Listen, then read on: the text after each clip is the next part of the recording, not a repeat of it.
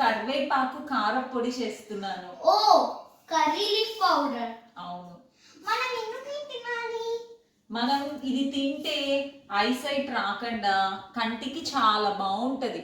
And మీరు రోజు ఏవేవో చెత్త చెత్త జంక్ ఫుడ్ అన్ని తింటారు కదా, బాగా డైజెషన్ అవుతుంది. అన్నంలో తినచ్చు, దోశలో తినచ్చు, ఇడ్లీలో తినచ్చు.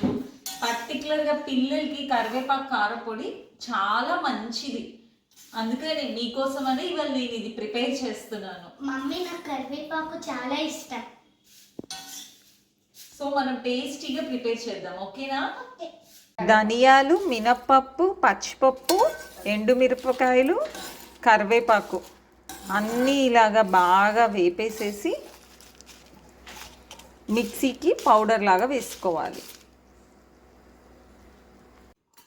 మీ ఇద్దరు టేస్ట్ చేయడానికి బాగా వెయిట్ చేస్తున్నారు కదా. ఈ వేడి వేడి అన్నంలో నెయ్యి వేసి కారపొడి వేసి కలిపి టేస్ట్ చేస్తే మీరు అస్సలు వదలరు తెలుసా. ఇంట్లో కారపొడి గుడ్ ఫర్ హెల్త్, బయట కారపొడి కన్నా. Very good. బయట కారపొడిలో ఎలా ఉంటాయో తెలియదు, ఇంట్లో ఇది మనం హెల్దీగా చేసుకోవచ్చు, స్టోర్ చేసుకోవచ్చు. ఇడ్లీ, దోశ, రైస్ లో యూస్ చేయొచ్చు. మమ్మీ నీకు చెప్పనా, ఈ రెసిపీ అయితే చాలా డెలిషియస్గా ఉన్నాయి. మీరు మా రెసిపీని ట్రై చేయండి. ఈ గుడ్ గర్ల్స్ కి చూసారా ఎంత బాగా నచ్చేసిందో, మీరు కూడా ట్రై చేయండి. ఇప్పుడు అమ్మాయిలకి లాంగ్ హెయిర్ చాలా ఇష్టం కదా, సో ఈ కరివేపాకు పొడి గనక యూజ్ చేస్తే ఈ పొల్యూషన్ వల్ల ఉన్న ప్రాబ్లమ్స్ అన్నీ పోయి లాంగ్ హెయిర్ వాళ్ళకి ఇష్టం వచ్చినట్టు పెరుగుతుంది.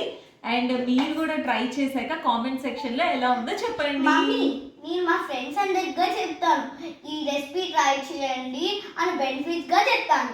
నేను కూడా ఓ గుడ్ గర్ల్స్ ఇద్దరికి బాగా నచ్చి షేర్ చేస్తున్నారు. సో మీకు కూడా నచ్చితే లైక్ చేయండి, షేర్ చేయండి, సబ్స్క్రైబ్ చేయండి.